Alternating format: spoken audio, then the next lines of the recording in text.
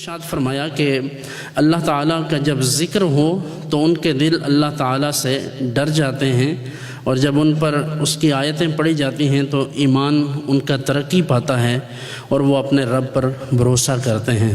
اسی طرح ارشاد فرمایا کہ وَعَلَىٰ رَبِّهِمْ يَتَوَكَّلُونَ کہ وہ مومنین کی نشانی یہ ہے کہ وہ اپنے رب پر بھروسہ کرتے ہیں۔ مشکلات آتی ہیں، پریشانیاں آتی ہیں، بیماریاں آتی ہیں، کس پر نہیں آتی؟ اس دنیا میں تو آپ جس کے پاس بھی جا کر بات کریں تو آپ کو ایسا لگے گا جیسے ساری دنیا کے غم اسی پر آ گئے ہیں۔ ہر کوئی یہی سمجھتا ہے کہ جو مصائب، مشکلات، پریشانیاں، بیماریاں، تکلیفیں مجھ پر ہیں وہ کسی اور پر کیا ہوں گی۔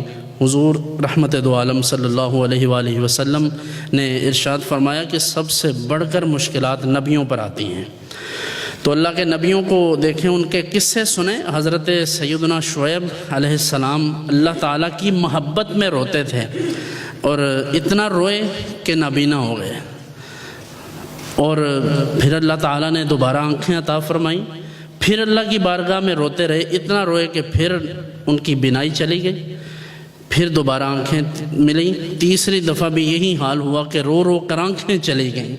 اب اللہ تبارک و تعالیٰ نے مہربانی فرمائی، ارشاد فرمایا، یہ شیخ نے رسالہ کشیری میں اس پر تبصرہ کیا ہے بہت اچھا۔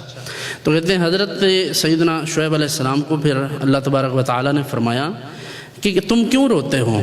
اگر تم اس لیے روتے ہو کہ تمہیں جنت مل جائے تو میں تمہیں جنت دے دیتا ہوں، اور اگر اس لیے روتے ہو کہ تم دوزخ سے بچ جاؤ تو میں تمہیں دوزخ سے بچ جانے کا وعدہ کر دیتا ہوں۔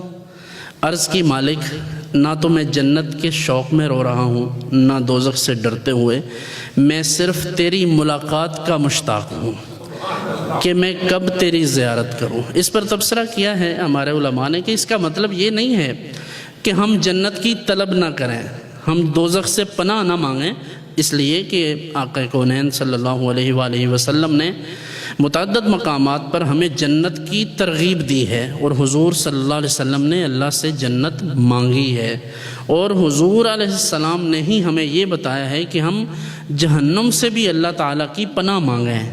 لیکن یہ جو شوق تھا یہ اس سے بھی بڑھ کر حسنات الابرار سیئات المقربین کے قبیل سے ہے، یہ کہ وہ لوگ جو اللہ تعالیٰ کا زیادہ قرب پانے والے ہیں تو وہ اس مقام پر چلے جاتے ہیں کہ وہ جنت اور دوزخ کے معاملات سے آگے نکل کر صرف اپنے مالک کے دیدار کے لیے ترس رہے تھے۔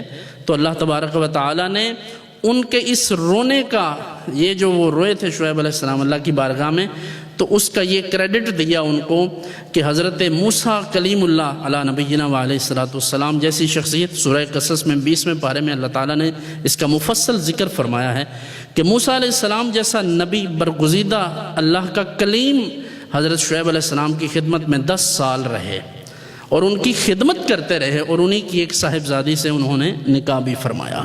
تو اگر مشکلات اللہ کے نبیوں پر، رسولوں پر بھی آئیں تو اس کا مطلب یہ کہ ہم کیا چیز ہیں، ہماری حیثیت ہی کیا ہے، ہماری اوقات ہی کیا ہے کہ ہم یہ کہیں کہ ہم پر کیوں مشکلات آتی ہیں۔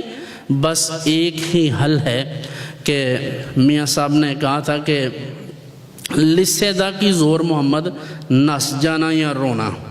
تو ہم تو عاجز ہیں، بے کس ہیں، بالکل ہماری کوئی حیثیت نہیں ہے۔ اس بارگاہ میں مانگنے کا ایک ہی طریقہ ہے کہ عاجزی سے، انکساری سے اس کی بارگاہ میں رو کر مانگو، وہ مالک ضرور عطا فرماتا ہے۔ وَعَلَىٰ رَبِّهِمْ يَتَوَكَّلُونَ اپنے رب پر بھروسہ کامل ہونا چاہیے۔ مشکلات آئیں، پریشانیاں آئیں، سید دو عالم صلی اللہ علیہ وآلہ وسلم کا طرز عمل ہمارے سامنے ہے۔ حضور پر مشکل آتی تو حضور اللہ کی بارگاہ میں سجدہ ریز ہو جاتے، نوافل ادا فرماتے اور اللہ کی بارگاہ میں دعائیں کرتے۔ یہی طریقہ آج بھی ہمارے پاس ہونا چاہیے۔ اللہ تعالی ہمارے احوال پر رحم و کرم فرمائے۔ وآخر دعوانا ان الحمد للہ۔